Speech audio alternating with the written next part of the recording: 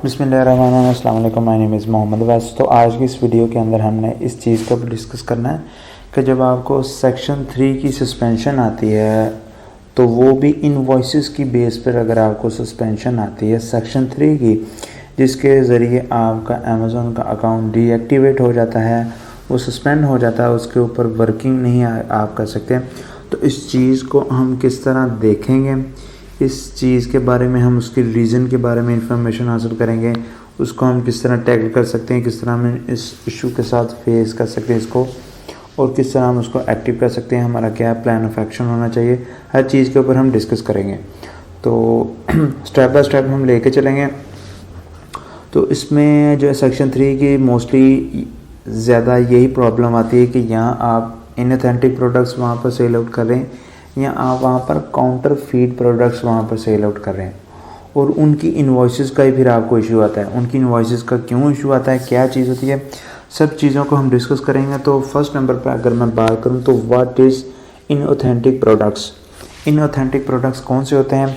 For example, अगर कोई भी ब्रांड का कोई प्रोडक्ट्स है जो कि ओरिजिनल नाइकी के शूज़ हैं, फॉर एग्जांपल हम शूज़ की बात करते हैं तो ओरिजिनल नाइकी का शूज़ है, और आप किसी लोकल मार्केट से, किसी लोकल मैन्युफैक्चर से उसकी कॉपी आप वहाँ पर मैन्युफैक्चर करवाते हैं जो कि ओरिजिनल नहीं है, उसकी कॉपी है जो कि वहाँ पर आप काउंटरफीट प्रोडक्ट्स जिसको जाली बोलते हैं वो आप वहाँ पर मैन्युफैक्चर करा रहे हैं, उसको आप रेडी करवा रहे हैं। तो ऐसे प्रोडक्ट्स को हम इनऑथेंटिक प्रोडक्ट्स कहते हैं कि ये जाली प्रोडक्ट्स हैं, ये वहाँ पर ऑथेंटिक प्रोडक्ट्स नहीं हैं, ये ओरिजिनल प्रोडक्ट्स नहीं है, इसकी क्वालिटी में फ़र्क है, ये किसी लोकल मैन्युफैक्चर से तैयार हुआ है, ये किसी ब्रांड की चीज़ नहीं है। अगर तो आप होलसेल कर रहे हैं तो फिर आप किसी ब्रांड की चीज़ की कॉपी कर रहे हैं। अगर आप पीएल कर रहे हैं तो आप अपने प्रोडक्ट्स को जो आपने लिस्टिंग के ऊपर लगाया हुआ है उसके अकॉर्डिंग नहीं आप वहाँ पर उसको मैन्युफैक्चर करा रहे हैं, आप किसी लोकल मैन्युफैक्चर से आप उसको रेडी करवा रहे हैं, आप किसी लोकल मार्केट से आप उसको इन्वेंट्री को सेल कर रहे हैं, आप किसी लोकल मार्केट से आप उसको बाय कर रहे हैं। तो ऐसे प्रोडक्ट्स को हम इनऑथेंटिक कहते हैं जो कि वहाँ पर क्वालिटी में सबसे लो हो, ब्रांड की वो कॉपी हो, वो ओरिजिनल प्रोडक्ट्स ना हो, तो ऐसे प्रोडक्ट्स को हमें इनऑथेंटिक प्रोडक्ट्स कहते हैं। यहाँ पर हम बात कर लेते हैं कि reason for suspension notice due to inauthentic products. कौन सी रीज़न है इनऑथेंटिक प्रोडक्ट्स के क्लेम्स की जिसकी वजह से सस्पेंशन के नोटिस वगैरह आते हैं। सस्पेंशन की मेल आपको रिसीव होती है जब आप परफॉर्मेंस नोटिफिकेशन के अंदर जाते हैं, आपका अकाउंट सस्पेंड होता है, तो किस बेस के ऊपर, किस रीज़न के ऊपर आपके अकाउंट जो सस्पेंड वगैरह आते हैं, उसकी हम रीज़न को हम यहाँ पर डिस्कस कर लेते हैं।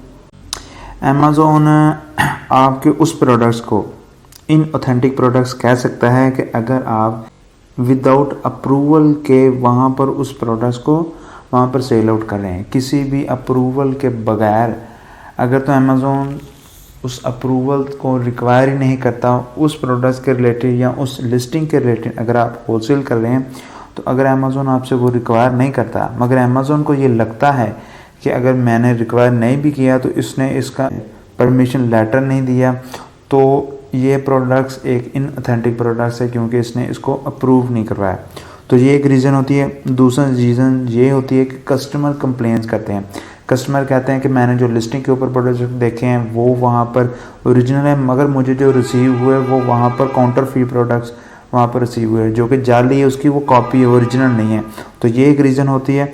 तीसरी रीज़न की अगर बात करें तो वहाँ पर पुअर क्वालिटी प्रोडक्ट्स होते हैं कि आपकी क्वालिटी बहुत चीपेस्ट क्वालिटी होती है, ओरिजिनल के वो पास भी नहीं उसकी क्वालिटी होती, बहुत पुअर क्वालिटी की वजह से भी आपको ये सस्पेंशन का नोटिस आता है। उसके अगले पॉइंट की अगर बात करें तो वहाँ पर बाहर ये कहता है कि मुझे जो प्रोडक्ट्स रिसीव हुआ है वो वहाँ पर ओरिजिनल प्रोडक्ट्स नहीं रिसीव हुआ, वो मुझे फेक प्रोडक्ट्स रिसीव हुआ है। तो ये भी एक कंप्लेंट्स वगैरह होती हैं जो कि ओरिजिनल नहीं होता है, लिस्टिंग पर ओरिजिनल है वैसे ओरिजिनल नहीं होता।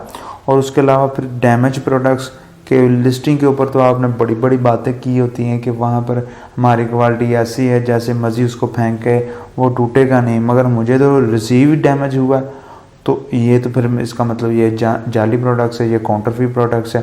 तो तब भी फिर अमेज़ॉन उस बेस के ऊपर आपके अकाउंट के ऊपर सस्पेंशन के नोटिस वहाँ पर भेज देता है। अमेज़ॉन आपसे फाइंड आउट नहीं करता, आपको जज नहीं करता कि आप वहाँ पर इनऑथेंटिक या काउंटरफिट प्रोडक्ट्स वहाँ पर सेल आउट कर रहे हैं।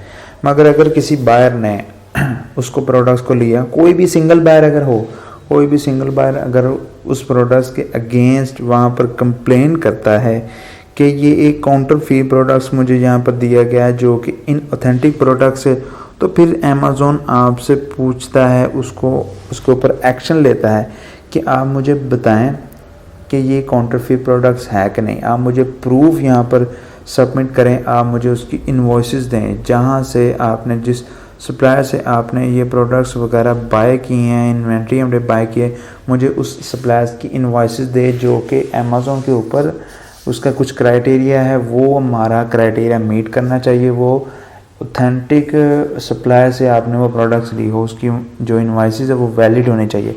तो मुझे प्रूफ यहाँ पर दे। अगर आप वो प्रूफ नहीं देते तो उस रीज़न की बेस पे भी फिर आपको अमेज़ॉन सस्पेंशन का नोटिस भेजता है। तो ये कुछ रीज़न है जिसकी बेस पर अमेज़ॉन आपको सस्पेंशन का नोटिस देता है अगर आप वहाँ पर काउंटरफिट या इनऑथेंटिक प्रोडक्ट्स सेल आउट करते हैं।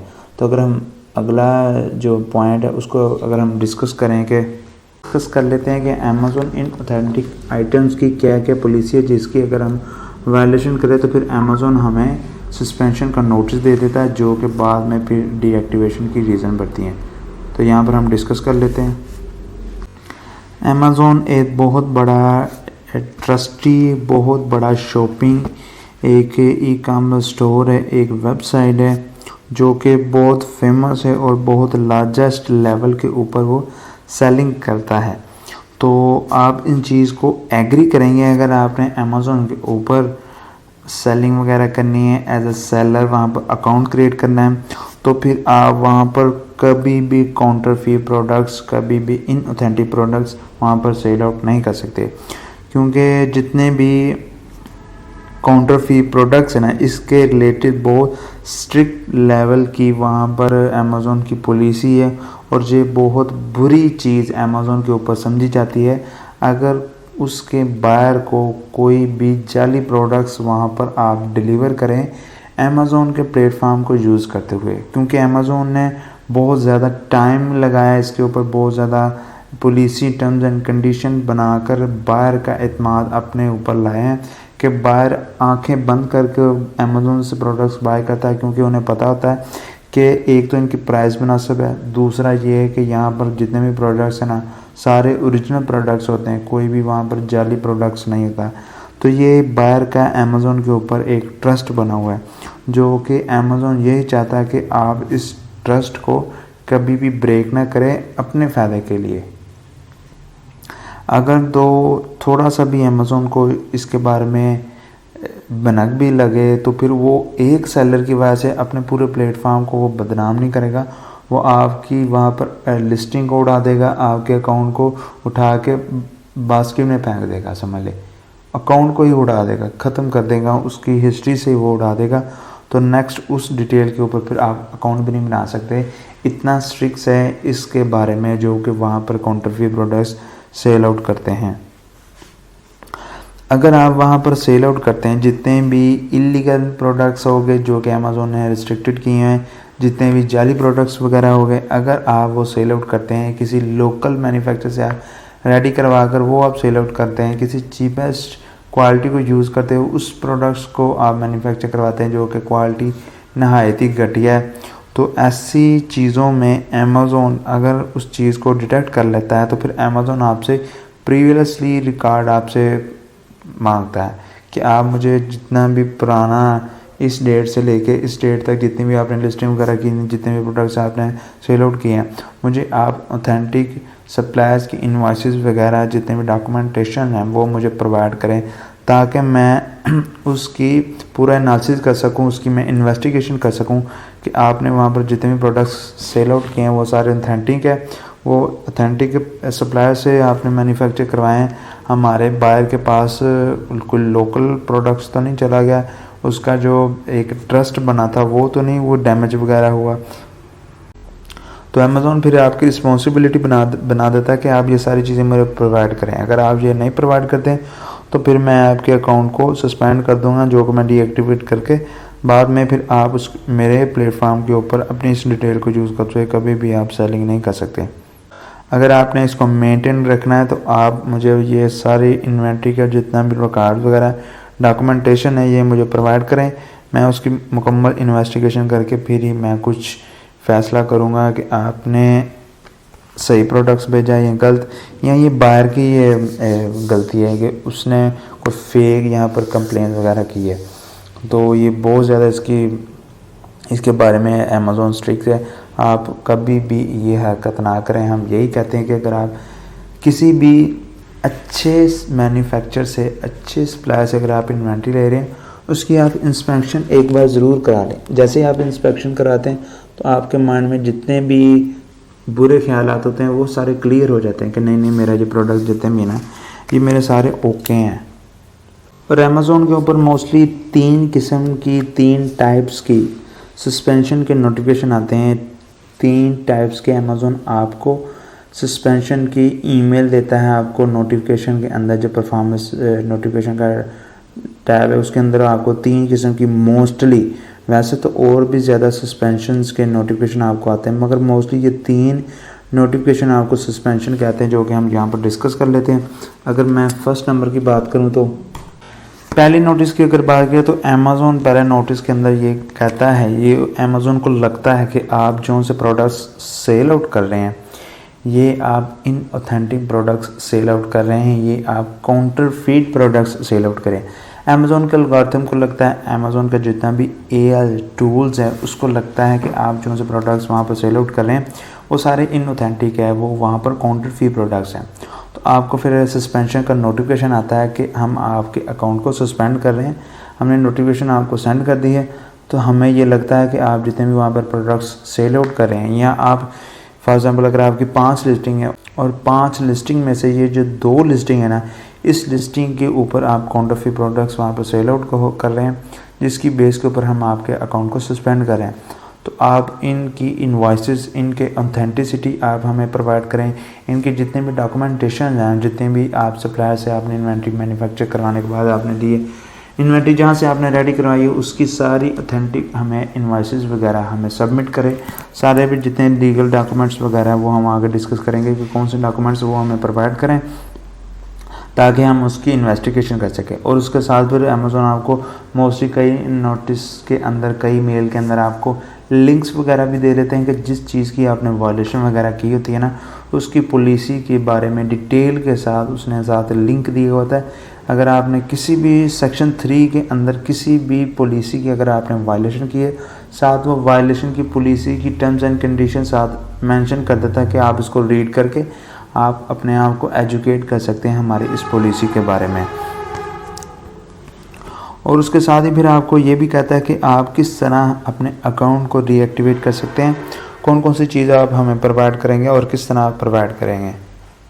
जैसे वो यही कहता है कि आप मुझे इनवॉइसेस, रिसीव, कोई भी डिलीवरी ऑर्डर्स वगैरह और ऑथराइजेशन लेटर्स वगैरह जो कि आपने सप्लायर से आपको इशू हुए हैं वो आप मुझे प्रोवाइडेड करें। उस लिस्टिंग के अकॉर्डिंग जो आप प्रोडक्ट्स वहाँ पर सेल आउट कर रहे हैं उसके अकॉर्डिंग जो आपकी इनवॉइसेस वगैरह, जो आपके ऑथराइजेशन लेटर्स वगैरह हैं वो मुझे आप प्रोवाइड करें जो कि सप्लायर की तरफ से आपको इशू हुए हैं, और ये आपका 365 डेज से अबव नहीं होना चाहिए।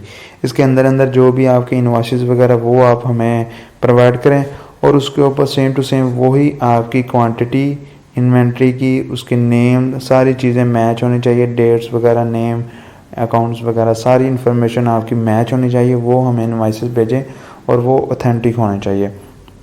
अगर तो आप ब्रांड नहीं है तो फिर आप अपने ब्रांड का ऑथराइजेशन लेटर के डॉक्यूमेंटेशंस वो हमें प्रोवाइड करें। अगर आप किसी भी लिस्टिंग के साथ मीटू कर रहे हैं तो उसके साथ आप सेलिंग वगैरह करें तो आपको इस तरह की नोटिफिकेशन रिसीव होती है कि आप एक तो उसकी इनवॉइसेस आप सेंड करेंगे, उसके साथ जो भी ऑथराइजेशन लेटर्स होगा वो आप सेंड करेंगे, कंप्लीट डॉक्यूमेंटेशंस को आप वहाँ पर प्रोवाइड करेंगे और पूरी आप सप्लाई चेन प्रोवाइड करेंगे जो कि वैलिड होनी चाहिए। अप्रूव के लिए आप वो सारी चीज़ें वैलिड प्रोवाइड करेंगे ताकि वो इजीली इसको अप्रूव कर सके। मुकम्मल आप सप्लाई चेन वहाँ पर देंगे अगर आप ब्रांड नहीं है। अगर तो आप खुद ब्रांड हैं, आपने अपने आप को वहाँ पर ब्रांड लिस्टिंग क्रिएट की है, तो आप सेल आउट कर रहे हैं, तो फिर आप अपना ब्रांड का रजिस्ट्रेशन जो सर्टिफिकेट है वो हमें प्रोवाइड करें। उसके बाद फिर आप जो बिज़नेस लाइसेंस है आपका वो आप हमें प्रोवाइड करें। अगर तो आप खुद ब्रांड हैं आप वो फिर प्रोवाइड करें। उसके बाद आप अपनी पर्सनल आइडेंटिफिकेशन कार्ड्स, पासपोर्ट्स वगैरह वो भी आप प्रोवाइड करें, ताकि हम मुकम्मल तौर पर उसको क्लियर कर सकें। आपके अगर ब्रांड हैं तो फिर आप ये सारी चीज़ें प्रोवाइड करेंगे। अगर आप ब्रांड नहीं है आप फिर उसकी इनवॉइसेस वगैरह, उसकी जितनी भी सप्लाई चेन है वो सारी चीज़ आप प्रोवाइड करेंगे। और जितना भी आपका प्रोवाइड करेंगे आइडेंटिटी कार्ड्स वगैरह, जितनी भी आप बिज़नेस लाइसेंस वगैरह, वो मुकम्मल आपकी इन्फॉर्मेशन होनी चाहिए, कॉन्टैक्ट इन्फॉर्मेशन आपकी होनी चाहिए, आपकी सप्लायर की, आपका नाम including names, phone number, address, email, website, सारी चीज़ें होनी चाहिए। जो भी इनवॉइसेस आपने प्रोवाइड करनी है उसके ऊपर आपकी और आपके सप्लायर की name, phone number, email address, उसके बाद उसका एड्रेस जो कि उसके मैन्युफैक्चरर एड्रेस होगा, उसकी फैक्ट्री वगैरह, उसका एड्रेस, सारा कुछ आप डिटेल के साथ फिर वहाँ पर मेंशन होना चाहिए। और फिर सेम टू सेम होना चाहिए जो कि फिर आपके अकाउंट्स के ऊपर भी होगा, यानी कि आपके जो ओनर की इन्फॉर्मेशन है वो भी सेम टू सेम उसके साथ मैच करनी चाहिए। और उसकी वेबसाइट भी जो भी उसकी इनवॉइसेस के ऊपर मेंशन हो वो भी ओरिजिनल के ऊपर होनी चाहिए, ताकि अमेज़ॉन उसकी मुकम्मल इन्वेस्टिगेशन कर सके और चेक कर सके कि आप वहाँ पर हमें जितनी भी इन्फॉर्मेशन दे रहे हैं वो वहाँ पर वैलिड है कि नहीं। वो फिर अमेज़ॉन उसकी वेरिफिकेशन वगैरह करता है। और ये सारी चीज़ें आप कहाँ पर प्रोवाइड करेंगे, ये सारी इन्फॉर्मेशन आपको वो नोटिस के अंदर ही एक लिंक वगैरह प्रोवाइड कर देते हैं, जिसके ज़रिए आप वो सारी इन्फॉर्मेशन इकट्ठी करके जो कि ऑथेंटिक होनी चाहिए। अगर आप वहाँ पर ऑथेंटिक प्रोडक्ट्स की डॉक्यूमेंटेशंस वगैरह प्रोवाइड नहीं करेंगे तो फिर अमेज़ॉन आपके बारे में जो उसकी राय होगी कि आप वहाँ पर गलत है, फिर वो आपको गलत ही तस्वर करेगा और फिर आप वहाँ पर और समझ लें कि प्रॉब्लम में आ जाएंगे और दंसते जाएंगे। तो इस तरह टाइम और पीरियड और देगा। अगर आप वही चीज़ नहीं प्रोवाइड करेंगे तो फिर आपका अकाउंट डीएक्टिवेट होने के बाद फिर वहाँ पर हर चीज़ क्लोज होएगी। डॉक्यूमेंट्स वगैरह के जो अपलोडिंग के बटन है वो क्लोज हो जाएंगे, फिर आप डॉक्यूमेंट्स वगैरह ही प्रोवाइड नहीं कर सकेंगे, तो बहुत मुश्किल हो जाएगा। इसलिए आप पहली अपील के अंदर ही जो भी आपको पहला नोटिफिकेशन आता है सस्पेंशन का, तब ही पूरा केस स्टडी करें, उसको ऊपर सारा इन्फॉर्मेशन आप इकट्ठी करें वैलिड, तब भी आप प्रोवाइड करें कि अमेज़ॉन को यही लगे कि ये किसी बायर की गलती की वजह से हुआ है, इसके पास तो ऑलरेडी सारी मुकम्मल और ऑथेंटिक डॉक्यूमेंट्स वगैरह इन्फॉर्मेशन सारी है। तो अगर ये सारी चीज़ें आप प्रोवाइड नहीं करते तो वैसे तो आपका फॉर एग्ज़ाम्पल अमेज़ॉन आपका आर्जी तौर पर उसको सस्पेंड करता है। इसका मतलब यही नहीं कि आपका अकाउंट पक्का सस्पेंड हो गया, उसको आर्जी तौर पर करता है। और आप अगर यही चीज़ें बार बार ये हर चीज़ की गलती करें कि आपको वो कह रहा है ये सारे डॉक्यूमेंट्स वगैरह मुझे ऑथेंटिक प्रोवाइड करें, आप नहीं प्रोवाइड करते, आप कोई फेक प्रोवाइड कर देते हैं, तो फिर अमेज़ॉन आपको फिर एक और वार्निंग देता है। तो इस तरह वो पहले आज ही सस्पेंड करता है और आपको वार्निंग और टाइम पीरियड देता है। अगर आप उस टाइम पीरियड पर उस वार्निंग के ऊपर वो सारी चीज़ें इम्प्लीमेंट नहीं करते, उसको सारी चीज़ें प्रोवाइड नहीं करते, तो फिर अमेज़ॉन आपका पक्का अकाउंट सस्पेंड कर देता है। तो इसलिए आपको हम यही रिकमेंड करते हैं कि आप पहली दफ़ा ही सारी चीज़ों को मैनेज करके, सारी चीज़ों को इकट्ठा करके वही प्रोवाइड। और अगर हम दूसरी नोटिस के बारे में बात करें, जो कि दूसरी किस्म का जो आपको नोटिस वगैरह रिसीव होता है, उसमें आपको होता है कस्टमर कंप्लेंट्स का नोटिस।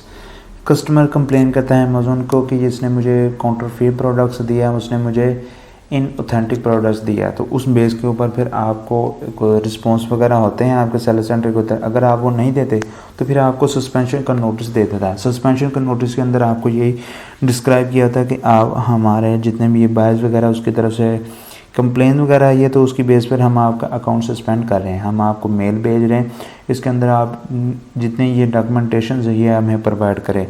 तो कहाँ पर प्रोवाइड करना है, वो आपके हेल्थ सेंटर के जो डैशबोर्ड है उसके अंदर भी वो आपको ऑप्शन दे रहा है। उसके बाद उसी नोटिस के अंदर भी आपको वो लिंक दे देता है जहाँ पर ये सारे डॉक्यूमेंट्स वगैरह आपने प्रोवाइड करने हैं। और कौन कौन से आपने डॉक्यूमेंट्स वगैरह प्रोवाइड करने हैं वो हम यहाँ पर डिस्कस कर लेते हैं। ये डॉक्यूमेंट्स प्रोवाइड करने के जितने भी आपके पास इन्वॉइसेस वगैरह हैं आपके सप्लायर की, वो आप हमें प्रोवाइड करेंगे, जो कि 375 डेज से अबव नहीं होने चाहिए। इसके अंदर अंदर जितनी भी इन्वॉइसेस वगैरह है वो आप हमें प्रोवाइड करेंगे, और सारी वैलिड इन्वॉइसेस होनी चाहिए। कोई भी वहाँ पर स्क्रीनशॉट वगैरह या आप अपने हाथ से ना लिखें हो, आप किसी कंप्यूटर के अंदर उसको आपने खुद ना रेडी किया हो, ये सारी वैलिड इन्वॉइसेस होनी चाहिए। उसके बाद फिर उस डॉक्यूमेंट्स के ऊपर आपकी जितनी भी सेल्स वॉल्यूम है ना, वो आपका रिफ्लेक्ट होना चाहिए। जितनी भी 67 डेज़ के अंदर अंदर आपकी वो इन्वॉइसेस वगैरह उसके ऊपर वो चीज़ मेंशन होनी चाहिए, और उसके ऊपर कंप्लीट सप्लायर की इंफॉर्मेशन होनी चाहिए। आपके जितने भी सप्लायर की इंफॉर्मेशन है, जिसमें उसका बिज़नेस नेम आ जाता है, बिज़नेस फ़ोन नंबर आ जाता है, बिज़नेस एड्रेस आ जाता है, बिज़नेस ईमेल आ जाती है, और उसकी वेबसाइट आ जाती है। तो अमेज़ॉन फिर खुद उसके डॉक्यूमेंट्स वगैरह की वेरिफिकेशन करने फिर उस सप्लायर के साथ कांटेक्ट करता है, और उसकी जितनी भी इंफॉर्मेशन है वो कॉन्फिडेंशियली होगी। वो वहाँ पर किसी भी प्लेटफॉर्म या किसी भी जगह पर उसको वायरल नहीं करेंगे, उसको सीक्रेटली तौर पर उसकी सारी इन्फॉर्मेशन को सेव करेंगे। जस्ट उन्होंने वेरिफिकेशन करनी होती है कि जितने भी डॉक्यूमेंट्स वगैरह वो यहाँ पर ऑथेंटिक है कि नहीं। उसके बाद फिर वहाँ पर उसके इंफॉर्मेशन के जितने भी आपने डॉक्यूमेंट्स वगैरह वहाँ पर सेंड किए होंगे, जितनी भी उसकी इन्फॉर्मेशन आपने प्रोवाइड की होगी, वो वहाँ पर सारी विजिबल होनी चाहिए। अगर आपकी कोई भी प्राइसिंग की इन्फॉर्मेशन है तो उसको आप हाइड कर लें, बाकी इन्फॉर्मेशन सेम टू सेम आपकी होनी चाहिए। और नीचे आप अपने एसेंस की जिसके ऊपर आपने ये वायलेशन की है उसको आप अंडरलाइन कर सकते हैं। और ये जितने भी फाइल्स हैं ये आप PDF में सेंड कर सकते हैं, JPG में सेंड कर दें, PGN में कर सकते हैं, GIF में, और जितने भी ये फाइलें आप इन फॉर्मेट्स के अंदर आप सेंड कर सकते हैं। और ये सारे डॉक्यूमेंट्स वगैरह ऑथेंटिक होने चाहिए। तो ये कहाँ पर आपने सबमिट करने हैं, उस नोटिफिकेशन के अंदर भी लिंक होता है, और सेलर सेंटर के डैशबोर्ड के अंदर जब अकाउंट हेल्थ के अंदर जाएंगे वहाँ पर भी आपको होता है, परफॉर्मेंस नोटिफिकेशन के अंदर भी आपको वहाँ पर वो इन्फॉर्मेशन दिखाई होती है। उसके अलावा अगर हम तीसरे नोटिस की बात करें तो तीसरे नोटिस के अंदर ब्रांड आपको आपकी कंप्लेंट करता है, अमेज़ॉन को ब्रांड कहता है कि ये मेरे के साथ लिस्टिंग के साथ इसने मीटू किया, तो ये मुझसे इसने अप्रूव लेटर नहीं लिया, इसने मुझसे अप्रूव लेटर नहीं लिया, मुझसे परमिशन लेटर नहीं लिया। तो उसके अलावा ये मेरी लिस्टिंग के साथ मीटू करके वहाँ पर काउंटर फी प्रोडक्ट्स वहाँ पर सेल आउट कर रहा है, वहाँ पर इन ऑथेंटिक प्रोडक्ट्स वहाँ पर सेल आउट कर रहा है। तो आप ज़रा इसकी मेरी कंप्लेंट दर्ज करके इसके खिलाफ एक्शन लें। तो फिर उस बेस के ऊपर फिर अमेज़ॉन आपको सेक्शन 3 के अंदर फिर वहाँ पर सस्पेंशन के नोटिस भेज देता है। तो इसके अंदर फिर आपने वो सारी चीज़ें तकरीबन सेम होती है कि हमने आपका अकाउंट सस्पेंड कर दिया, तो वो आपको बताता है कि आपके ऊपर किस बेस पर हुआ है। पहले वो आपको कहता है कि वाई इज़ दिस हैपनिंग, वो आपको बताता है कि क्या चीज़ हुई है, किस बेस के ऊपर हमने ये नोटिस आपको भेजा, वो आपको रीज़न बताएगा। उसके बाद फिर आपको वो ये अगला ऑप्शन देगा कि कौन कौन सी चीज़ आपने हमें प्रोवाइड करनी है, किस बेस के ऊपर आप हमें ये चीज़ें प्रोवाइड करेंगे तो हम आपके अकाउंट को एक्टिव कर देंगे। तो वो आपने चीज़ें प्रोवाइड करनी होती हैं। तो उसमें अमेज़ॉन आपसे यही रिक्वायर करता है कि आप वहाँ पर परमिशन लेटर हमें प्रोवाइड करें। जितने भी आपके इन्वाइसेस वगैरह, अगर आपने किसी भी सप्लायर से, किसी भी होलसेलर डिस्ट्रीब्यूटर से अगर आपने इन्वाइसेस वगैरह लिए और वो उस ब्रांड के अगर ऑथेंटिक सप्लायर्स वगैरह है, डिस्ट्रीब्यूटर्स वगैरह, तो आप उनकी इन्वाइसेस वगैरह हमें प्रोवाइड करें जो कि 365 डेज़ के अबव नहीं होनी चाहिए। आप परमिशन लेटर हमें प्रोवाइड करेंगे, इन्वाइसेस वगैरह प्रोवाइड करेंगे, और सारी सप्लायर्स की इन्फॉर्मेशन आप प्रोवाइड करेंगे जो मैंने ऊपर डिस्क्राइब की, वो सारी इन्फॉर्मेशन प्रोवाइड करेंगे। और फिर अमेज़ॉन उस डॉक्यूमेंट्स की वहाँ पर इन्वेस्टिगेशन करता है, उसका पूरा एनालिसिस करने के बाद ही फिर वो देखता है कि आपका अकाउंट वहाँ पर सस्पेंशन उसकी ख़त्म होनी चाहिए या नहीं होनी चाहिए।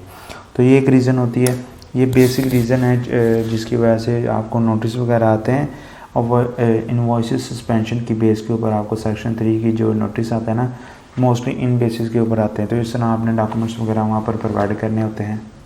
चौथी किस्म की एक और नोटिस आपको रिसीव होता है सस्पेंशन का, एक और ईमेल रिसीव होती है, वो भी हम यहाँ पर डिस्कस कर लेते हैं कि फॉर एग्ज़ाम्पल अगर आपने कोई भी कैटेगरी को अनगेट कराना है, गेटेड कैटेगरी को अगर आपने अनगेट कराना है तो उसके लिए अमेज़ॉन आपसे इनवॉइसेस रिक्वायर करता है, और आप उस कैटेगरी को अनगेट करवाने के लिए कोई भी फेक इन्वेंट्री की इनवॉइसेस आप वहाँ से जनरेट कर लेते हैं। किसी भी जगह से आपने फेक इनवॉइसेस रेडी करके वो आप अमेज़ॉन को सेंड कर देते हैं, वो आप यूज़ करते हैं कैटेगरी को अनगेट करवाने के लिए। तो उस बेस के ऊपर भी फिर अमेज़ॉन आपके अकाउंट को सस्पेंड कर लेता है। वो भी आपको मैनिपुलेट की जो सस्पेंशन है जो सेक्शन 3 के अंडर है वो आपको अमेज़ॉन सेंड कर देता है कि आपने यहाँ पर फेक इनवॉइसेस यूज़ की है यहाँ पर इस कैटेगरी को अनगेट करवाने के लिए। तो उस बेस के ऊपर भी फिर अमेज़ॉन आपके अकाउंट को सस्पेंड कर लेता है। तो उसमें अमेज़ॉन आपसे ये डॉक्यूमेंट्स वगैरह रिक्वायर करता है कि आप मुझे एक्सप्लेनेशन दें, आप कंप्लीट मुझे डॉक्यूमेंट्स वगैरह प्रोवाइड करें जिसमें ये हमें लगे कि ये जितने भी आपने प्रोडक्ट्स वगैरह हमें भेजे हैं इसकी आप एविडेंस दें कि ये सारे ऑथेंटिक प्रोडक्ट्स हैं। अब हमें आपने फेक इनवॉइसेस दिए जिसकी वजह से हम आपके जो फ्रॉड या मैनिपुलेट्स की बेस के ऊपर आपके अकाउंट को हमने सस्पेंड किया। आप यहाँ पर हमें कंप्लीट डॉक्यूमेंट्स वगैरह प्रोवाइड करें कि ये जितनी भी आपने हमें इसके डॉक्यूमेंट्स एक कैटेगरी को अनगेट करने के इसकी इनवॉइसेस वगैरह इसकी कंप्लीट सप्लाईज की इंफॉर्मेशन पूरी सप्लाई चेन आप यहाँ पर प्रोवाइड करें। तो वो सारे जो भी PDF वगैरह जितने भी फॉर्मेट्स के अंदर आप यहाँ पर प्रोवाइड करेंगे ताकि हम आपको डॉक्यूमेंट्स वगैरह को चेक करके हमें उसके मुताबिक भी फैसला वगैरह कर सकें। तो इस तरह के फिर आ जाते हैं नोटिस वगैरह पे जिसके अकॉर्डिंग आपने डॉक्यूमेंट्स वगैरह वहाँ पर प्रोवाइड करके सारी चीज़ें आपने मैनेज करनी होती हैं। यहाँ पर फिर हम ऑथेंटिक सप्लायर के क्राइटेरिया को डिस्कस कर लेते हैं कि अमेज़ॉन के अकॉर्डिंग ऑथेंटिक सप्लायर का क्राइटेरिया क्या है। फर्स्ट नंबर पर अगर बात करें तो फर्स्ट नंबर पर ये है कि जितने भी सप्लायर्स वगैरह आपके हैं, जितने भी इनवॉइसेस वगैरह आपने वहाँ पर प्रोवाइड करनी है वो आपके ब्रांड के रिलेटेड होनी चाहिए। जो भी आपका ब्रांड होगा जिसकी भी ब्रांड की आपकी लिस्टिंग की होगी सप्लायर उससे रिलेटेड होना चाहिए। ये ना हो कि आप होम एंड किचन के ब्रांड के साथ मीटू कर रहे हैं और सप्लायर जो आपने सेलेक्ट किया है वो आपका ऑफिस के प्रोडक्ट्स के साथ रिलेटेड हो। तो ये नहीं होना चाहिए, वो कैटेगरी सेम होनी चाहिए, उसके साथ रिलेटेड होना चाहिए। फिर उसके बाद उस सप्लायर की वेब प्रेजेंस होनी चाहिए, उसकी वेबसाइट होनी चाहिए, उसके ऊपर उसकी प्रेजेंस होनी चाहिए, एक ये क्राइटेरिया है। उसके बाद जितनी भी अमेज़ॉन की वेरिफिकेशन है ना, कॉल्स वगैरह होगी, कोई मेल्स वगैरह होगी, उसको वो एक्सेप्ट कर सके। सप्लायर्स जो होते हैं ना, जितने भी अमेज़ॉन की तरफ से कॉल्स वगैरह आती है कंफर्मेशन के लिए, कोई भी चीज़ की वेरिफिकेशन के लिए कोई डॉक्यूमेंट्स वगैरह आप प्रोवाइड करते हैं इनवॉइसेस वगैरह, तो उसकी वेरिफिकेशन करने के लिए अमेज़ॉन उसको कॉल करता है, तो वो सारी एक्सेप्ट करता हो, उसको रिसीव करता हो, ये क्राइटेरिया होना चाहिए। और सप्लायर का जो एड्रेस है ना, जो भी सप्लायर के इनवॉइसेस के ऊपर सप्लायर ने अपना एड्रेस प्रोवाइड किया होता है, वो एड्रेस जो गूगल मैप है ना, जहाँ पर आप किसी भी चीज़ को सर्च कर सकते हैं उसके लोकेशन वगैरह को, तो उसके ऊपर वो सर्च होना चाहिए गूगल मैप के ऊपर। अमेज़ॉन को जो भी आपने इनवॉइस प्रोवाइड करनी है ना, उसके ऊपर जो भी सप्लायर का एड्रेस है वो गूगल मैप के ऊपर सर्च होना चाहिए, एक ये भी क्राइटेरिया। तो ये सारे क्राइटेरिया हैं जिसकी बेस के ऊपर फिर आप ये चीज़ को क्लियर करते हैं कि ये जो सप्लायर है ये ऑथेंटिक है कि नहीं। आप ये सारे क्राइटेरिया जब अगर मैच हो जाए तो आप समझ जाएं कि ये जो सप्लायर है ये अमेज़ॉन की नज़र में ऑथेंटिक है। उसके बाद यहाँ पर हम इनवॉइस का क्राइटेरिया डिस्कस कर लेते हैं कि कौन सी ऐसी इनवॉइस होनी चाहिए, क्या क्राइटेरिया होना चाहिए जो हमने अमेज़ॉन को प्रोवाइड करना है, उसका क्या क्राइटेरिया होना चाहिए वो हम यहाँ पर डिस्कस कर लेते हैं। आपका जो नाम इनवॉइस के ऊपर है ना, वो सेम टू सेम मैच होना चाहिए, जो कि अमेज़ॉन के ऊपर आपकी डिटेल की इंफॉर्मेशन है वो सेम टू सेम होना चाहिए आपका नाम। उसके बाद फिर वो फिज़िकली एड्रेस मैच होने चाहिए, जो भी सप्लायर का एड्रेस जो आपका एड्रेस वो फिज़िकली तौर पर उसको मैच होने चाहिए, step by steps, spelling by spelling, हर चीज़ वहाँ पर करेक्ट होनी चाहिए। आपका भी नेम और आपके एड्रेस की इन्फॉर्मेशन सेम टू सेम होनी चाहिए, स्पेलिंग टू स्पेलिंग होनी चाहिए उस इनवॉइसेस के ऊपर। और जो ईमेल वगैरह आप वहाँ पर लिखते हैं, जो भी ईमेल एड्रेसेस वगैरह हैं, वो भी सेम टू सेम होने चाहिए। और वही ईमेल आप लिखे जो कि आपने अमेज़ोन के लिए उसको यूज़ किया है, वही आपकी इनवॉइसेस के ऊपर होने चाहिए और सेम टू सेम होने चाहिए। उसके अंदर कोई भी स्पेलिंग वगैरह की मिस्टेक नहीं होनी चाहिए। उसके बाद जो फ़ोन नंबर आपने अमेज़ोन के लिए यूज़ किया वही फ़ोन नंबर उस इनवॉइसेस के ऊपर भी होना चाहिए, आपका भी। और जो आपने सप्लाई की इन्फॉर्मेशन प्रोवाइड की है, फ़ोन नंबर वगैरह, वही फ़ोन नंबर इनवॉइसेस के ऊपर भी होना चाहिए। और जो क्वांटिटी आपने वहाँ पर अपने अमेज़ोन के ऊपर मेंशन की है, उसकी इन्वेंट्री की क्वांटिटी भी उसके ऊपर सेम टू सेम होनी चाहिए। जो इन्वेंट्री की क्वांटिटी आपने अमेज़ोन के ऊपर मेंशन की है जब आपने शिपमेंट प्लान क्रिएशन किया, वो ही क्वांटिटी आपकी उस टाइम पीरियड के हिसाब से, जो भी टाइम पीरियड वगैरह होंगे उस हिसाब से आपकी क्वांटिटी उस इनवॉइस के ऊपर सेम टू सेम होनी चाहिए। और उसके बाद कोई भी इनवॉइस आपकी हैंड राइटिंग के साथ वो क्रिएट नहीं होनी चाहिए। वो एक मुकम्मल जो फॉर्मेट्स वगैरह होता है जो कि उस सप्लायर्स के ऑथेंटिसिटी को डिस्क्राइब करता है, उसके मुताबिक ही वो कंप्लीट इनवॉइसेस वगैरह हो। और जितनी भी पेमेंट्स की टर्म्स वगैरह है ना, वो इनवॉइसेस के ऊपर शो होनी चाहिए। जो भी आपके पेमेंट्स की टर्म्स वगैरह होगी, ये भी उस इनवॉइसेस के ऊपर होना चाहिए। और ये जितने भी डॉक्यूमेंट्स वगैरह है ना, ये सारे ऑथेंटिक होने चाहिए। जितनी भी इनवॉइस हो वो ऑथेंटिक हो, किसी भी फेक सप्लायर से आप उसको ना बनाएं। जो अमेज़ोन के ऊपर ऑथेंटिक सप्लायर है ना, उसकी ही वो सप्लायर की इनवॉइस की डॉक्यूमेंटेशंस ऑथेंटिक होना चाहिए, कोई भी फेक वगैरह नहीं होना चाहिए। ये सारा क्राइटेरिया आप एक इनवॉइस को जब आप रेडी करते हैं तो ये सारी चीज़ें उसकी करेक्ट होनी चाहिए, फिर ही वो एक कंप्लीट क्राइटेरिया से गुजर कर अमेज़ोन को एक्सेप्ट करता है। उसके बाद हम बात कर लेते हैं ऑथेंटिक सप्लायर फॉर इनवॉइसेस। कुछ ऐसे सप्लायर्स हैं जो कि उनकी इनवॉइसेस वगैरह ऑथेंटिक है, वो यहाँ पर चंद हम डिस्क्राइब कर लेते हैं, यहाँ पर डिस्कस कर लेते हैं। जैसे कि आपको सामने 6 किस्म की वेबसाइट, 6 किस्म के ऐसे सप्लायर्स हैं जो कि ऑथेंटिक उनकी इनवॉइसेस वगैरह है, तो आप इनको एक्सप्लोर कर सकते हैं अपने अकॉर्डिंग जी। तो उसके बाद हम best method for finding supplier, जो कि हमने सप्लायर को फाइंड आउट करना, तो कौन कौन से उसके मेथड्स वगैरह होंगे। यहाँ पर मैंने कुछ वेबसाइट वगैरह दिखाई हुई है, आप इसको एक्सप्लोर कर सकते हैं। तो उसके बाद अगर आपने कोई भी आपकी कैटेगरी, कोई भी प्रोडक्ट है आपका, तो वो आप गूगल पर सिंपल जाकर वो लिखेंगे। उसके बाद यहाँ पर जैसे मैंने प्लस डाला ना, फॉर एग्ज़ाम्पल यहाँ पर आप होम एंड किचन लिखेंगे और साथ स्पेस डालकर आप सप्लायर, और साथ फिर आप लिखेंगे इन USA या इन UK या इन KSA या इन UAE। कोई भी मार्केट में आपने, कोई भी मार्केट प्लेसेस के अंदर आपने सप्लायर्स वगैरह फाइंड आउट करने हैं, तो फिर आप यहाँ पर अपने अकॉर्डिंग वो प्रोडक्ट्स, वो कैटेगरी आप लिखेंगे, साथ सप्लायर लिखेंगे और साथ USA UK जहाँ पर भी आपने चाहना है वहाँ पर आप लिख के उसको सर्च करेंगे तो गूगल्स के ऊपर बहुत ज़्यादा आपके सामने वेबसाइट अपीयर होंगी। आप सारी वेबसाइट को आप स्टेप बाय स्टेप उसको ओपन करें, उसके रिव्यूज़ वगैरह देखें। उसके बाद आप वहाँ पर उसकी ऑथेंटिसिटी को चेक करने के बाद फिर आप वहाँ से सप्लायर के साथ नेगोशिएट कर सकते हैं, उसकी इनवॉइसेस वगैरह को आप चेक कर सकते हैं जो कि ऑथेंटिक है कि नहीं, फिर आप उसके साथ जाएं। तो इस तरह आप सप्लायर्स वगैरह फाइंड आउट कर सकते हैं।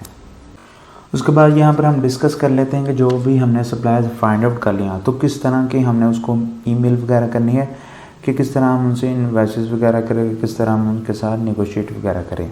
तो आप सिंपली एक ईमेल वगैरह लिखेंगे, तो आप ईमेल के ऊपर लिखें कि मैं एक अमेज़ोन का सेलर हूँ, उसके ऊपर मैं सारे ऑथेंटिक प्रोडक्ट्स सेल आउट कर रहा हूँ, तो मुझे इस कैटेगरी के अंदर, जो कि आप उस कैटेगरी के प्रोडक्ट्स वगैरह सेल करते हैं, तो मुझे इस कैटेगरी के अंदर ऑथराइज्ड सप्लायर चाहिए जो कि मैं उसकी इनवॉइसेस को यूज़ करते हुए, उसके प्रोडक्ट्स को यूज़ करते हुए अमेज़ोन के ऊपर उसको रीसेल कर सकूं। तो यहाँ पर कुछ आप उसके क्वेश्चंस वगैरह कर सकते हैं कि जिसके अकॉर्डिंग अगर वो आंसर वगैरह देता है तो फिर आप उसके साथ लॉन्ग टर्म के लिए अपने रिलेशनशिप को बढ़ा सकते हैं। तो उसमें आप क्या पूछ सकते हैं कि आप पूछ सकते हैं कि आप जितने भी प्रोडक्ट्स सेल आउट करते हैं क्या वो सारे ऑथराइज्ड हैं, वो ऑथेंटिसिटी उसके अंदर है, वो ऑथेंटिक प्रोडक्ट है, वो काउंटरफीट प्रोडक्ट तो नहीं। तो ये आप क्वेश्चन उनसे कर सकते हैं। उसके बाद आप वहाँ पर उसकी मिनिमम ऑर्डर क्वांटिटी वो आप वहाँ पर कंफर्म कर सकते हैं कि कितनी आपकी क्वांटिटी होगी, कितनी क्वांटिटी तक आप अपनी इन्वेंट्री सेल आउट करते हैं। उसके बाद फिर आप उससे पूछ सकते हैं कि आपने अमेज़ोन के ऊपर और कोई भी वर्क वगैरह करते हैं रीसेलर्स का, आप अमेज़ोन के साथ as a reseller, as a wholesaler, suppliers वगैरह उसके साथ वर्किंग वगैरह करते हैं अमेज़ोन के साथ नहीं, और आप जितनी भी इन्वॉइसेस वगैरह प्रोवाइड करेंगे क्या वो सारी इन्वॉइसेस अमेज़ोन उसको एक्सेप्ट करेगा कि नहीं। उसके बाद अमेज़ोन अगर कोई भी आपसे वेरिफिकेशन के लिए कोई कॉल करता है, कोई ईमेल करता है, तो क्या आप उसका रिस्पॉन्स करेंगे कि नहीं। तो ये सारे क्वेश्चन आप पूछ सकते हैं, उसके अकॉर्डिंग ही आप फिर सप्लायर को सेलेक्ट करें या ना करें। तो ये सारी इन्फॉर्मेशन आपसे हासिल करें, उसके साथ ही उसके बाद ही फिर आप उसके साथ अपना नेगोशिएट करें या ना करें।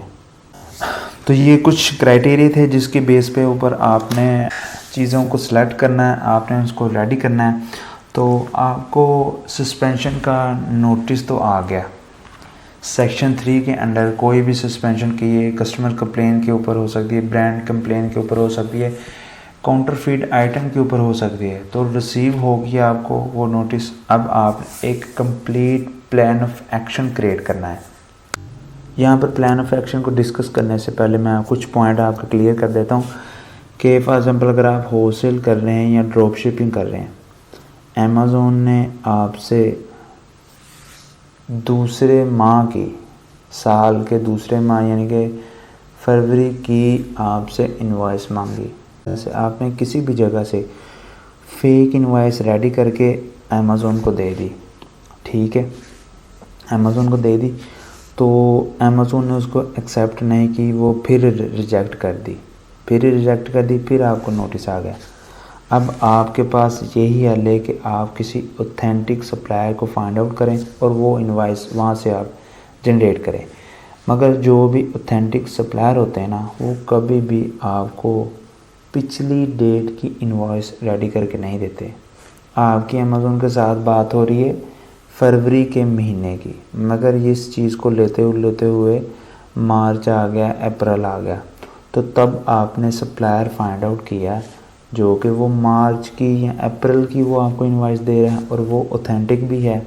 अगर आप वो इनवॉइस प्रोवाइड करेंगे अमेज़ोन को तो उसके ऊपर डेट चेंज हो जाएगी। अमेज़ोन के साथ आपकी बात हो रही है फरवरी की और वो फरवरी के डॉक्यूमेंट्स ही आपसे मांगेगा, मगर जब आपके पास डॉक्यूमेंट्स वगैरह रेडी हुए हैं तो वो उसकी इनवॉइसेस की डेट उसके ऊपर आपको सप्लायर दे रहा है मार्च की, मई की, तो डेट का डिफरेंट आ गया, तो फिर वो इनवॉइस आपकी रिजेक्ट हो जाएगी, फिर वो एक्सेप्ट नहीं होगी। तो फिर क्या करेंगे, फिर आप अमेज़ोन को ये कहेंगे कि मैं इस कैटेगरी के अंदर जिसकी बेस के ऊपर आपने मुझे सस्पेंशन का नोटिस भेजा, ईमेल रिसीव हुई है, ये कैटेगरी मैं छोड़ रहा हूँ, ये कैटेगरी मैं छोड़ रहा हूँ। या आप उस कैटेगरी को अगर नहीं छोड़ रहे हैं, ठीक है, दोनों मैं यहाँ पर आपको चीज़ें बताता हूँ। एक तो ये कि आप वो कैटेगरी छोड़ें, एक तो ये है आप वो कैटेगरी नहीं छोड़ें। तो आप प्लान ऑफ एक्शन के अंदर अमेज़ोन को ये बताएंगे कि मैंने जो आप मुझे कह रहे थे कि वो इनवॉइसेस मुझे प्रोवाइड करो फरवरी में, जो आपने प्रोडक्ट्स वहाँ पर सेल आउट किए हैं जो कि मुझे लग रहा है कि वो काउंटरफीट है, तो उसकी इनवॉइसेस दो। मगर वो जो सप्लायर है जिसकी आप मांग रहे हैं वो हमारे कॉन्टैक्ट के अंदर नहीं है, वो हमें रिस्पॉन्स ही नहीं दे रहा। हमने उनसे इन्वेंट्री तो बाय की है, तो वो अब मुझे रिस्पॉन्स नहीं दे रहा, वो मुझे इनवॉइसेस ही नहीं दे रहा, और आप मुझसे ये डॉक्यूमेंटेशन मांग रहे हैं तो वो मुझे दे नहीं रहा। तो हमने ये सोचा कि हमने उसको किक करा दें, उस सप्लायर को हम फारग कर दें, तो उसकी जगह पर हमने एक नया फ्यूचर में हमने एक सप्लायर के साथ बातचीत की है, तो अब हम उसकी इनवॉइसेस आपको प्रोवाइड करेंगे। वो हमने फारग करा दिया, वो हमें रिस्पॉन्स ही नहीं दे रहा, और ये जो नया सप्लायर है ना, ये गारंटी दे रहा है कि मेरी इनवॉइस वैलिड होगी, मैं आपको 24 आवर्स रिस्पॉन्स दूंगा, मैं आपको फ्यूचर में यहाँ पे आपके साथ लॉन्ग टर्म के लिए रिलेशनशिप में कायम करूँगा। हर चीज़ की गारंटी दे रहा है, हर चीज़ की डॉक्यूमेंटेशन दे रहा है। तो हमने फिर इस सप्लायर के साथ रब्ता करके इसके साथ हमने कर दिया, इसलिए ये डेट का फ़र्क आएगा, मगर ये इनवॉइस वैलिड है, इसको आप चेक कर लें और बाकी डॉक्यूमेंट्स भी आप चेक कर लें। तो डेट का ये भी बहुत इशू होता है, ये भी आपने अपने माइंड में रख के एक वहाँ पर प्लान ऑफ एक्शन लिखना है। उसके बाद फिर आप वहाँ पर लिखेंगे कि dear seller teams performance team, कि मैं एक सेलर हूँ जो कि मेरा नाम ये है, तो मैं यहाँ पर एक अपील सबमिट कर रहा हूँ। मेरा अकाउंट सस्पेंड हो गए, मुझे एक नोटिस आया, नोटिस आने के बाद मैं यहाँ पर आपको फिर डॉक्यूमेंटेशन दी, वो आपने कहा कि ये भी वैलिड नहीं है, फिर मुझे नोटिस भेजा। इस तरह मुझे 2-3 नोटिस आ गए और मेरा पक्के वाला जो अकाउंट सस्पेंड हो गया। अब मैं यहाँ पर आपको एक प्लान ऑफ एक्शन यानी कि एक अपील सबमिट, जो कि आप मेरी अपील को एक्सेप्ट करके मेरा अकाउंट एक्टिवेट कर दें। तो अभी सारा कुछ आप लिखेंगे कि मैं एक स्ट्रॉन्ग अपील आपको सेंड कर रहा हूँ ताकि मेरा अकाउंट आप रीएक्टिवेट कर दें, जो कि ड्यू टू अथेंटिक प्रोडक्ट्स की वजह से सस्पेंड हो गया था। तो उसके बाद फिर आप एक रूट कॉज लिखेंगे, आप उसके अंदर सारी चीज़ डिस्क्राइब करेंगे किस किस बेस के ऊपर। रूट कॉज के अंदर आप सारी रीज़न वहाँ पर लिखेंगे, जिस रीज़न के ऊपर आपका अकाउंट सस्पेंड हुआ है, डीएक्टिवेट हुआ है। रूट कॉज के अंदर डिटेल के साथ आप सारी चीज़ें आप वहाँ पर प्रोवाइड करेंगे। आप उनको कहेंगे कि मैं एक ब्रांड का मेंबर हूँ, जो मैं आपके साथ बात कर रहा हूँ, आप साथ उसके साथ मेंशन आप कर सकते हैं अपना नेम वगैरह। तो मैं इस लिस्टिंग के अंदर, इस कैटेगरी के अंदर मैं काम कर रहा हूँ और मैंने यहाँ से इस सप्लायर से मैंने इन्वेंट्री वगैरह बाय की थी, जो कि अमेज़ोन के ऊपर वो ऑथेंटिक नहीं थी। जो भी मैंने इनवॉइसेस वगैरह जिस सप्लायर से ली वो अमेज़ोन के ऊपर ऑथेंटिक नहीं थी।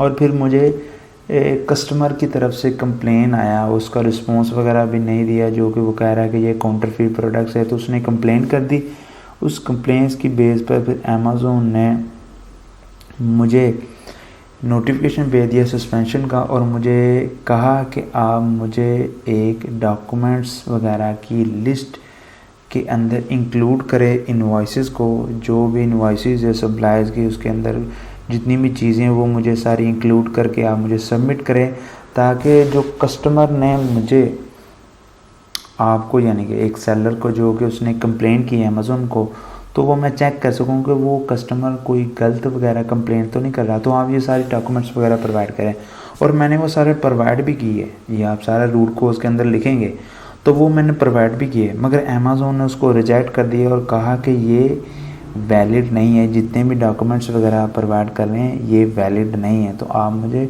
वैलिड इंफॉर्मेशन प्रोवाइड करें। मैंने फिर अगेन सप्लायर के साथ कांटेक्ट किया और उसको मैंने कहा कि मैं अमेज़ोन के ऊपर वर्क कर रहा हूँ और मुझे फिर आप वैलिड इनवॉइसेस दें। जो कि वो सप्लायर हमारे साथ कोऑपरेट नहीं कर रहा था, वो हमें रिस्पॉन्स नहीं कर रहा था। तो ये सारी चीज़ें आप होलसेल या डिस्ट्रीब्यूटर्स वगैरह की बेस के ऊपर आप ये सारे रूट कोर्स के अंदर लिखेंगे। तो अगर आप पीएल वगैरह करें तो उस बेस के ऊपर आप अगर आप काउंटरफीट प्रोडक्ट्स बेच रहे हैं तो फिर आप कहेंगे कि मैं सेलिंग करना था जेनेरिक प्रोडक्ट्स। जेनेरिक मीन्स कि ब्रांड रजिस्ट्री के अलावा जो प्रोडक्ट्स होते हैं ना, जो जाली वगैरह काउंटरफीट की कैटेगरी के अंदर ही आते हैं, तो मैं जेनेरिक प्रोडक्ट्स फलाने जो ब्रांडेड है ना उसके अंडर कोई भी आप ब्रांड नेम वहाँ पर यूज़ करें जो कि आपने रजिस्टर करवाया ही नहीं है, और वहाँ पर आप जेनेरिक प्रोडक्ट सेल आउट कर रहे हैं, तो अमेज़ोन की पॉलिसी की आप वायलेशन करें। फिर आप उस जेनेरिक प्रोडक्ट्स को आप मेंटेन नहीं कर रहे थे, उसकी क्वांटिटी को आपने स्टैंडर्ड्स वगैरह नहीं किया, तो ये सारी चीज़ें मुझे मिस्टेक हुई। आप वहाँ पर एक्नॉलेज करें कि ये जितनी भी मिस्टेक्स वगैरह हुई है ये मेरी तरफ से हुई है, मैंने कोई भी प्रोवाइड नहीं किया, कोई भी प्रॉपर एविडेंस, कोई भी प्रॉपर इनवॉइसेस जो कि मेरी कुछ सप्लायर चेन को शो करे, जो कि मेरी सप्लायर की ऑथेंटिसिटी को शो करे। तो ये सारी चीज़ें मुझसे मिस्टेक हुई है, मैंने अमेज़ोन की पॉलिसी की वायलेशन की है। हमारे कुछ एम्प्लॉय वगैरह थे कि जिसकी वजह से ये हुआ है। तो ये सारी चीज़ें आप रूट कोज के अंदर लिखें, अमेज़ॉन की टीम को पता चल जाए कि क्या क्या हुआ था और क्या क्या हुआ था और हुआ है। यानी कि शुरू से लेके एंड तक आप सारी चीज़ें वहाँ पर लिखें कि कौन कौन से रीज़न की वजह से क्या क्या इश्यूज़ वगैरह आए हैं। तो ये लिखने के बाद रूट कोज जैसे आपका कंप्लीट हो जाएगा तो उसके बाद फिर आप लिखें करेक्ट एक्शंस। करेक्ट एक्शन के अंदर आप वो एक्शन डिस्क्राइब करें जो एक्शन के ऊपर आपने वर्किंग करनी है कि ये तो इशू हो गया, अब हम करेक्ट एक्शन लिखेंगे। कोई करेक्ट एक्शन के अंदर हम ये सारी चीज़ें लिखेंगे कि अब हम कौन कौन से वहाँ पर एक्शन करेंगे कि जिस बेस के ऊपर हम आगे फ्यूचर में हम बिज़नेस करें। तो आप वहाँ पर लिखेंगे कि जितने भी फॉर एग्ज़ाम्पल हमारी 5 लिस्टिंग है, 5 में से 2 लिस्टिंग के ऊपर ये काम हुआ है, तो वो दोनों लिस्टिंग को हमने रिमूव कर दिया। रिमूव करने के बाद जितने भी हमने जो लोकल सप्लायर थे ना, उसको भी हमने उनसे बायकॉट कर लिया, रिजेक्ट कर लिया। जितने भी ऑनलाइन रिटेलर्स वगैरह थे जो कि उन लिस्टिंग के साथ लिंक्ड थे, वो सारी चीज़ों को हमने रिमूव कर दिया, डिलीट कर दिया हमने। और मैंने अपनी टीम को ये एजुकेट किया कि ये जितने भी ओल्ड सप्लायर थे इसके साथ हमने काम नहीं करना, हम एक नए ऑथेंटिक सप्लायर के साथ जो कि हमने फाइंड आउट भी किया है इसके साथ हम काम करेंगे। और उसकी आप कैटेगरी भी साथ मेंशन कर दे, उसका नाम भी आप मेंशन कर दे जो आपने फाइंड आउट किया, जो कि अमेज़ॉन के क्राइटेरिया के अकॉर्डिंग ऑथेंटिक है। तो ये हमने फाइंड आउट कर दिया, अब हम इसके साथ ही वर्क करेंगे। ये मैंने भी और मैंने टीम को भी एजुकेट कर दिया कि हम पुराने सप्लायर के साथ काम नहीं करेंगे। ये आपका एक्शन होगा कि पुराने जितने भी थे उसको हमने डिलीट कर दिया, लिस्टिंग वगैरह को डिलीट कर दिया, अब हमने नए फाइंड आउट किए उसके साथ करेंगे। और मैंने अपने टीम को भी ये एजुकेट कर दिया। और उसके साथ साथ मैं टीम को अमेज़ॉन की authenticity, invoices, approbation letters, authorization letter, permission letters, इनकी पॉलिसी के बारे में मैंने एजुकेट करना शुरू कर दिया है, बल्कि मैं कर रहा हूँ। तो मोस्टली वो जितने भी मेरे टीम मेंबर थे वो इनके बारे में जान चुके हैं। तो ये मैंने इसको एजुकेट करना शुरू कर दिया है। जितने भी काउंटरफीट प्रोडक्ट्स की पॉलिसीज़ की हमने वायलेशंस वगैरह, जितने भी यहाँ पर कंडीशन वगैरह अमेज़ॉन के ऊपर, वो सारी चीज़ों को मैं वहाँ पर उसको एजुकेट करवा रहा हूँ। और उसके साथ फिर आप मेंशन कर सकते हैं कि फ्यूचर में हम कौन कौन से स्टेप्स लेंगे जिसके अकॉर्डिंग हम अपने बिज़नेस को चलाएं। तो वो भी आप साथ मेंशन कर दें कि जितने भी हमने प्राइवेट लेवल अगर आप बिज़नेस कर रहे हैं तो उसमें आप वहाँ पर मेंशन कर दें कि हम अपने यूपीसी वगैरह परचेज़ करेंगे, इन वेबसाइट से हम परचेज़ करेंगे, अपने ब्रांड्स नेम को हम रजिस्टर करेंगे और उसके अकॉर्डिंग ही हम वहाँ पर अकाउंट को रजिस्ट्रेट करने के बाद लिस्टिंग क्रिएट करेंगे और ये सारी चीज़ें हम करेंगे। और कोई भी हम अपनी लिस्टिंग के अंदर किसी भी बुलेट पॉइंट के अंदर, किसी भी डिस्क्रिप्शन के अंदर कोई भी ब्रांड का नेम नहीं लिखेंगे, हम सारे अपने कीवर्ड्स वगैरह वहाँ पर लिखेंगे।